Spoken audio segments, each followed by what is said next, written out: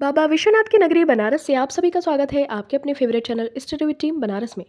जैसा कि आप सभी को पता है कि सीटेट 2023 का प्रीवियस ईयर क्वेश्चन हम लोग डिस्कस कर रहे हैं और आज इस क्रम में हम लोग 1 जनवरी 2022 का क्वेश्चन पेपर हम लोग डिस्कस करेंगे, ठीक है। और इसके पहले की पार्ट को अगर आपने नहीं देखा है तो प्लीज़ उसको जाके देखिए, क्योंकि उसमें 1 to लेके 15 नंबर तक के क्वेश्चन को हम लोगों ने डिस्कस कर लिया है। और यहाँ पे आज हम क्वेश्चन नंबर 16 से बात करेंगे टू 30, ओके, क्योंकि सीडीपी में 30 क्वेश्चंस आते हैं। चलिए बात कर लेते हैं क्वेश्चन नंबर 16 की। इंक्लूसिव एजुकेशन इम्प्लाइज दैट, जो समावेशी शिक्षा होती है वो क्या इम्प्लाई करती है, या फिर हिंदी में देखें इसको तो उससे क्या अभिप्राय है।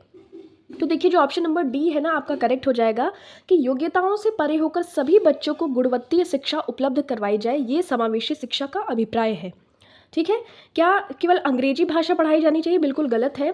दिव्यांग छात्रों को सिर्फ विशेष विद्यालयों में ही शिक्षा दी जाए? बिल्कुल गलत है, क्योंकि समावेशी शिक्षा ये जोर देता है चाहे वो किसी भी प्रकार का बच्चा हो, विकलांग हो, सामान्य हो, उसको एक ही रूम में एक ही छत के नीचे, मतलब सभी बच्चों के साथ उसको समान रूप से शिक्षा प्रोवाइड करनी चाहिए। इसलिए ये आपका सेकंड ऑप्शन भी गलत हो जाएगा। आर्थिक रूप से कमजोर वर्ग यानी कि ईडब्ल्यूएस का आरक्षण केवल सरकारी विद्यालयों में ही उपलब्ध करवाया जाए, ऐसा कुछ समावेशी शिक्षा से अभिप्राय नहीं है। इसलिए आपका ऑप्शन नंबर 4 सही हो जाएगा। नेक्स्ट क्वेश्चन की बात करें, असर्शन और रीजन दिया हुआ है, while teaching a teacher should use a variety of ways to represent the context of teaching. Reason कह रहा है teachers need to adapt their pedagogy to suit the diverse needs of learners. अब आपको बताना है चूज द करेक्ट ऑप्शंस। तो देखिए यहाँ पे both A and R true and R is the correct explanation of assertion, माने कि ए। जब कोई देखिए टीचर पढ़ा रहा होता है, एक शिक्षक को पाठ्य सामग्री को दर्शाने के विभिन्न तरीकों को अपनाना चाहिए, बिल्कुल सही बात है। शिक्षक को अधिगमकर्ताओं की, जो बच्चे होते हैं उनकी विविध आवश्यकताओं की भी पूर्ति करनी चाहिए और इस प्रकार से अपनी शिक्षण शास्त्र है उसको अनुकूल बच्चों के आवश्यकता के अनुसार बनाना चाहिए। इसलिए आपका ऑप्शन नंबर ए सही हो जाएगा कि दोनों सही और उसकी सही व्याख्या भी करता है। Question number 18, a child is facing regular difficulty in writing. देखिए, राइटिंग में डिफिकल्टी फेस की जा रही है, इसका मतलब डिस्ग्राफिया हो जाएगा। बस आपको ज़्यादा दिमाग नहीं लगाना है। कुछ भी लिखने में प्रॉब्लम हो, ग्राफ आपको पता है ना, ग्राफ ऐसे ऐसे बनता है ग्राफ पे, तो लिखने वाले से संबंधित है, तो ये डिस्ग्राफिया हो जाएगा और डिफिकल्टी इन राइटिंग यही होता है, ठीक है। पठन वैकल्य या इसको क्या कहते हैं, डिसलेक्सिया, ये पढ़ने में दिक्कत होती है तो ये डिसलेक्सिया हो जाएगा। और ये हो जाता है यही, अक्षर बनाने में दिक्कत होती है या फिर डिसग्राफिया इसको कहते हैं, लिखने में दिक्कत। गणन वैकल्य तो ये हो जाता है वही कि मतलब कैलकुलेशन वगैरह में प्रॉब्लम होती है, मैथमेटिकल, तो ये गणन वैकल्य या फिर इसको डिसकैलकुलिया कहते हैं। इंग्लिश में ज़्यादा अच्छे से टर्म डिफाइन किया जा सकता है। अब देखिए, जो ADHD होता है, इसमें कोई भी बच्चा होता है ना, वो ध्यान केंद्रित या एकाग्रता पूर्ण किसी भी चीज़ को पढ़ नहीं पाता है, तो वो चीज़ होती है ADHD। इसका फुल फॉर्म भी पूछते हैं, attention deficit hyperactivity disorder, okay. तो इस वाले क्वेश्चन का option number B will be your correct answer, dysgraphia. लिखने में दिक्कत होती है डिस्ग्राफिया, पढ़ने में तो डिसलेक्सिया। अब यहाँ पे क्वेश्चन नंबर 19 है, विद्यार्थियों में व्यक्तिगत विभिन्नताओं को पूरा करने के लिए एक शिक्षक को क्या करना चाहिए। तो क्या रटन आधारित अधिगम को करना चाहिए? बिल्कुल गलत है। और विविध, देखिए ये पॉजिटिव वर्ड है, इसी को आप पकड़ के ऑप्शन नंबर बी करेक्ट कर लीजिए, क्योंकि जो पेडागोजी में क्या होता है कि मूल्यांकन के विविध साधनों, वैरायटी का यूज़ करना चाहिए। जो विद्यार्थियों में अगर इंडिविजुअल डिफरेंसेस है, अब देखिए हर कोई आपकी क्लास का बच्चा एक समान तो हो नहीं सकता, अलग अलग सभी में विभिन्नताएं होंगी, तो उन सभी का मूल्यांकन करने के लिए अलग अलग तरीके के, मतलब विविध साधनों का प्रयोग करना चाहिए। इसलिए आपका ऑप्शन नंबर बी सही हो जाएगा। देखिए, अब क्वेश्चन नंबर 20 है, निम्न में से कौन सा सृजनात्मकता का अनिवार्य लक्षण है। तो देखिए, जो अपसारी चिंतन होता है ना, वही सृजनात्मकता का अनिवार्य लक्षण होता है। क्रिएटिव थिंकिंग मतलब कि डाइवर्स थिंकिंग, मल्टीपल दिशाओं में आप सोच सके, किसी भी चीज़ का एक पहलू न ध्यान रख के बल्कि विभिन्न दिशाओं में उस चीज़ के आंसर को सोच सके, तो वो हो जाता है अपसारी चिंतन। और अभिसारी चिंतन क्या होता है, ये गलत हो जाएगा, इसका आंसर ये नहीं होगा। क्योंकि देखिए, अगर आप सिर्फ और सिर्फ एक ही दिशा में सोचें, हमारे पहले राष्ट्रपति का नाम क्या है, बस आप राजेंद्र प्रसाद बोल देते हैं। अब अगर आपसे कोई पूछ ले कि राष्ट्रपति बनने की क्या क्या प्रोसेस हो सकता है, तो आप वहाँ पे अपसारी चिंतन करेंगे, मतलब कि वहाँ पे आपकी सृजनात्मकता या विविध चिंतन, विभिन्न दिशाओं में जो चिंतन होता है वो काम आएगी। तो इसलिए आपका ऑप्शन नंबर ए हो जाएगा, सृजनात्मकता या क्रिएटिविटी अपसारी चिंतन से रिलेटेड है, मतलब कि डाइवर्जेंट थिंकिंग से। छोटे बच्चे ज्ञान की संरचना और अर्थ किस प्रकार निकालते हैं? तो देखिए, सक्रिय अन्वेषण द्वारा भी, खेल द्वारा भी, पदार्थों पर क्रिया और प्रयोग द्वारा भी, और सहपाठियों और वयस्कों के संग सहभागिता के द्वारा। तो आपका ऑप्शन नंबर डी सही हो जाएगा। पहला, दूसरा, तीसरा और चौथा, ये चारों ही ऑप्शंस आपके बिल्कुल करेक्ट है। नेक्स्ट देखिए क्वेश्चन नंबर 22। एक अध्यापिका बच्चों को फोन नंबर रटने के लिए फोन नंबर के 10 अंकों को 3-4 समूहों में बांट कर याद करना सुझाती है, और ये जो रणनीति अध्यापिका ने अपनाई है वो क्या कहलाती? तो इसको कहते हैं खंडीकरण। अब आपका मान लीजिए 10 डिजिट का नंबर है, ठीक है, तो आपने इसको क्या किया कि 3-3 के फॉर्म में या 2-2 के फॉर्म में, जैसे 3-4 अंकों के समूह में बांट कर अगर आप याद करवा रहे हैं तो उसका खंड ही तो कर रहे हैं ना। तो इसका खंडीकरण, इसको कहते हैं इंग्लिश में चंकिंग। तो चंकिंग करवा रही है अध्यापिका, ताकि इससे क्या होगा कि बच्चे आसानी से उसको याद कर पाएंगे। तो इसका ऑप्शन नंबर ए यहाँ पे सही हो जाएगा। निम्न में से अधिगम की कौन सी दशा पर विद्यालयों में सबसे अधिक बल देना चाहिए? तो देखिए, जो हम अपने आसपास के एनवायरनमेंट या फिर परिवेश से सहभागिता द्वारा कौशलों और ज्ञान का अर्जन करते हैं, सबसे बेस्ट होता है ये, और इसी पर विद्यालयों में सबसे अधिक बल देना चाहिए, इस प्रकार के अधिगम अर्जन पर। ये तीनों ही ऑप्शंस गलत है। क्वेश्चन नंबर 24 देखिए, यहाँ पे हो जाएगा, निम्न में से कौन सा युग्म सामाजिक संरचनात्मक उपागम के अनुसार छात्रों के पढ़ने को सुसाध्य करता है?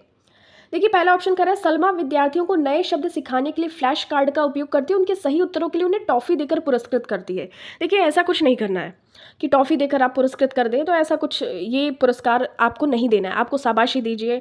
कभी कभी आप ऐसी चीज़ें कर सकते हैं, जैसे गोल्ड मेडल या सिल्ड वगैरह मिलती थी ना, वो चीज़, पर ऐसा नहीं है कि सही उत्तर के लिए फ्लैश कार्ड का यूज़ करके सही उत्तर के लिए टॉफ़ी दे दे, ऐसा नहीं करना है।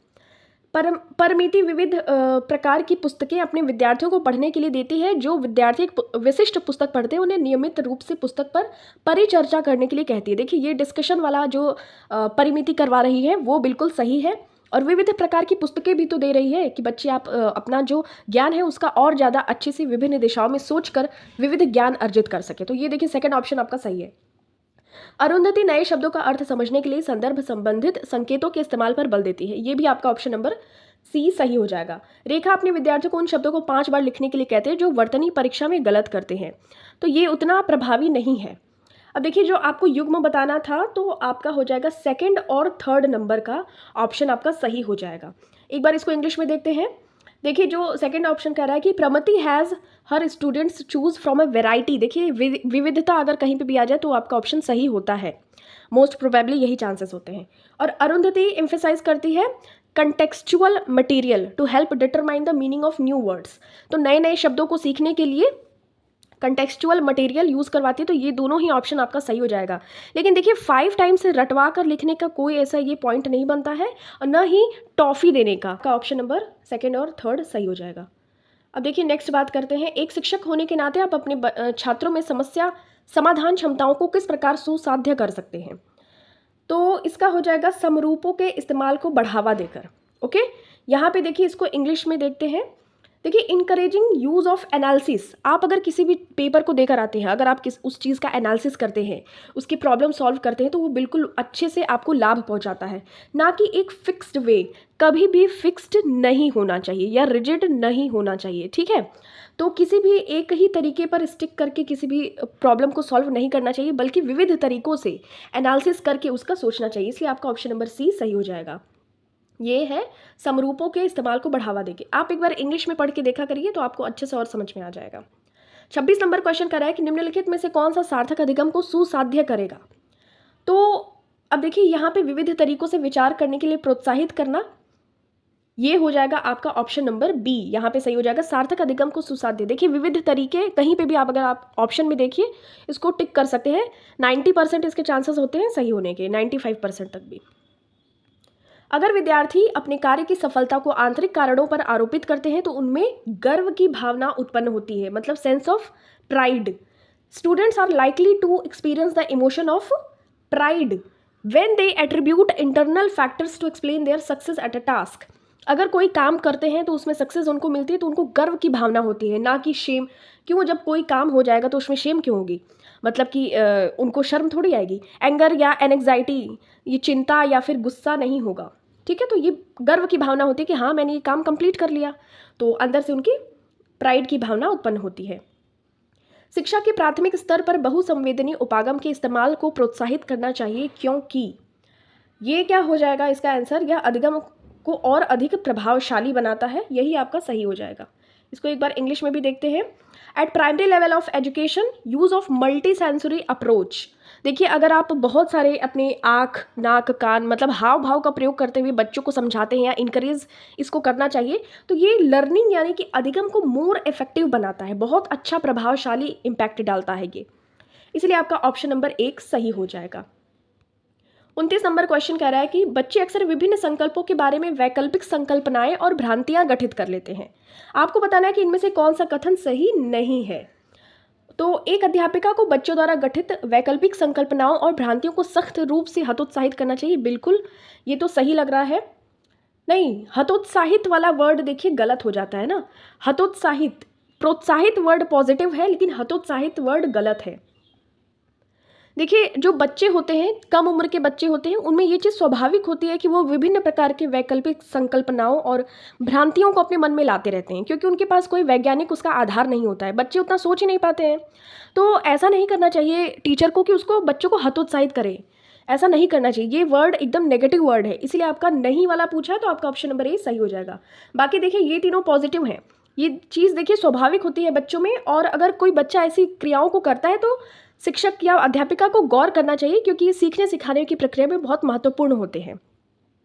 एक जो शिक्षिका होती है वो क्या कर सकती है, अगर कोई बच्चा इस प्रकार की चीज़ें कर रहा है, मतलब उसके मन में भ्रांतियाँ या मिसकंसेप्चुअल उसके विचार आ रहे हैं, तो शिक्षिका को क्या करना चाहिए कि उसका प्रयोग वो सीखने सिखाने की प्रक्रिया में कर सकती है। वो किसी और एक्टिविटी के माध्यम से वो बता सकती है कि नहीं बच्चे, आपका ये जो कॉन्सेप्ट है ये गलत है, इसका इस प्रकार से सॉल्यूशन या इसका इस प्रकार से बात हो सकता है। ठीक है। और ये जो बच्चे ऐसा सोचते हैं तो वो स्वाभाविक सी बात है, इसमें हतोत्साहित होने की कोई बात नहीं है, या बच्चों को भी हतोत्साहित नहीं करना चाहिए। देखिए, वैकल्पिक संकल्पनाओं और भ्रांतियां सदैव निराधार नहीं होती हैं, बल्कि बच्चे को अपने आसपास की दुनिया के बारे में सहज समझ को दर्शाती हैं। देखिए, हमेशा जो बच्चा होता है, देखिए अगर हम लोग जब छोटे थे, हम लोग ये सोचते थे, हम लोग अगर किसी कार या गाड़ी में बैठते थे तो हम लोग सोचते थे कि हमारे साथ साथ पेड़ भी चलते जा रहा है। आप लोग भी ये चीज़ अगर आप लोगों ने एक्सपीरियंस किया होगा तो आप कमेंट सेक्शन में बताइएगा। ऐसा होता था कि नहीं, लगता था कि चांद या तारा भी हमारे साथ चलते जा रहा है, या सूर्य भगवान भी हमारे साथ चलते जा रहे हैं, गाड़ी से ऊपर हम लोग देखते थे। तो ये जो हम लोग अपने मन में लाते थे, तो ये चीज़ कोई निराधार नहीं होती। इसका जो अगर किसी अध्यापिका या अध्यापक के सामने बच्चा ऐसी भ्रांतियाँ बताता है कि हमें लगता है कि गाड़ी के साथ साथ चांद या सूर्य भी जा रहा है, तो शिक्षिका को दूर करना चाहिए जो भी उसके बच्चे की भ्रांतियाँ होती हैं, ना कि उसको हतोत्साहित करे। ठीक है। तो इसलिए आपका ऑप्शन नंबर ये तीनों पॉजिटिव है, लेकिन जो आपका ऑप्शन नंबर ए था नहीं वाला पूछा, तो यही गलत हो जाएगा, हतोत्साहित नहीं करना चाहिए।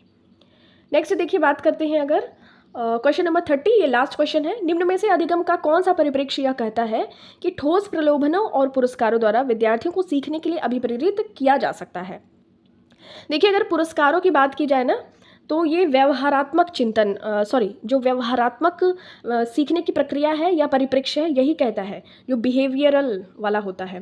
ह्यूमनिस्टिक नहीं होगा, कॉग्निटिव भी नहीं होगा, सोशियो कल्चर भी नहीं होगा, बिहेवियरल आपका सही हो जाएगा, क्योंकि जो इंसेंटिव मिलते हैं या रिवॉर्ड मिलते हैं, मोटिवेशन मिलता है स्टूडेंट्स को, तो ये बिहेवियर वाले लर्निंग में ही ये चीज़ डिस्क्राइब की गई है। चलिए, मिलते हैं आपसे नेक्स्ट वीडियो में। आपको वीडियो कैसे लगी प्लीज़ कमेंट सेक्शन में बताइएगा। Thank you so much for watching this. Channel को सब्सक्राइब जरूर कीजिए।